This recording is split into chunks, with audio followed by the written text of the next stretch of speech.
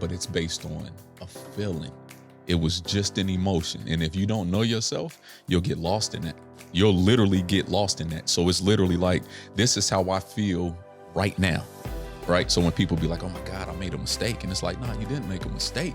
If you learn from it, it's definitely not a mistake. And no, that's exactly what you thought you wanted at the time. Everything that you gravitate to is because you see a piece of you in it, is the point I'm trying to make. Mm-hmm. But if you don't know who you are, it'll be hard to recognize that piece. Yeah, and that's where you can get lost. Move off insecurities. We get friends that literally support our ness, support our insecurities.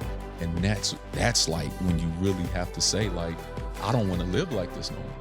Right? I'm going to get to know myself. I'm going to love myself to the point where, you know, like how the Bible say, love your neighbor like you love yourself, right? You can't love your neighbor unless you love yourself, right? Because you don't even know what that love look like. Right. You just don't know what it look like. And it's orders to it. Like, no, you got to love yourself like you love your neighbor, right? Like what takes place first, the loving yourself part. Yeah. So that's why I say we go through these insecurities and not knowing who we are and not knowing. It's just like a cell phone.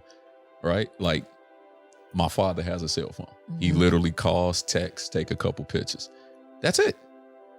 A cell phone to me is, I had somebody reach out to me yesterday in India saying how much of a fan they was. Right? Same cell phone. I know how it work on these levels. I know that I can be in 100 places at one time with my cell phone because I know it has that feature. My father don't know it has that feature. So he just used it to his best ability, right? And that's how I look at our lives. We all cell phones. And the more you learn of what you're capable of doing, the less you stop pointing. Oh, it's God. Well, God don't want me to have it. Oh, it ain't timing yet. Or God, I found the husband, thank God. And then we get divorced. Oh, no, God ain't want me to be. And it's like, fam, we just keep blaming people, right? Yeah. Like, you just make God sound like a not pleasant person to serve, right? Like, just to me. Like weak as hell, right? Like, fam, take some ownership. Yeah. Take some ownership. You did that.